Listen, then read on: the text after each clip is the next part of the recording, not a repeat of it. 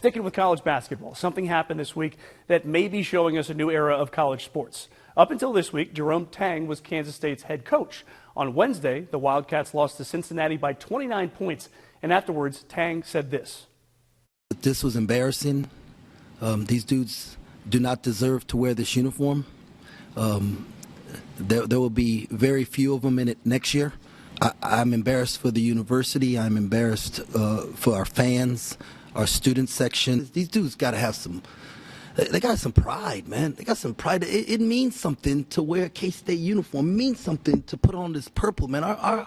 Like everything this university is about and all that it's been about, why I love this place, man. Like they don't love this place, so they don't deserve to be here.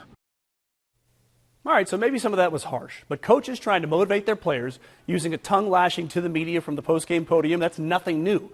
So it was a surprise that Tang was fired this week for cause, and that is the interesting part. The team was bad this year, a fireable offense. The relationship between the coach and players clearly was not good. Again, a fireable offense. But for cause is usually a crime, a dereliction of duty, misbehavior with staff. You know, a cause. Listen to K-State Athletic Director Gene Taylor explain what cause he's citing to fire Tang.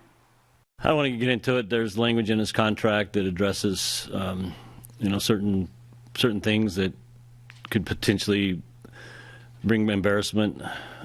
Basically, his comments about the student athletes and the negative reaction to those comments from a lot of sources, both nationally and locally, is where I thought we needed to make the decision. So to recap, Tang didn't commit a crime. He didn't fool around with a staff member like Michigan's head football coach is accused of doing. He didn't even commit some sort of recruiting violation. He said some things that were mean, and the administration was embarrassed by the reaction to his comments, and Kansas State's going to try to use that meanness to not pay Jerome Tang $18 million because, oh yes, that's what they would owe him if he were not fired for cause.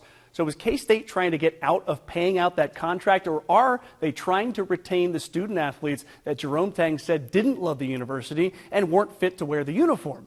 Either way, that is pretty weak. I don't know everything about the situation, and maybe there's an actual cause out there other than saying mean things to the media. But if not, I'm willing to bet Jerome Tang wins a lawsuit against the university and keeps his money, because the softness of student athletes and administrators is just not a cause for dismissal. In much happier news, at 6, we told you about Faith Christian's boys and girls basketball teams making the playoffs.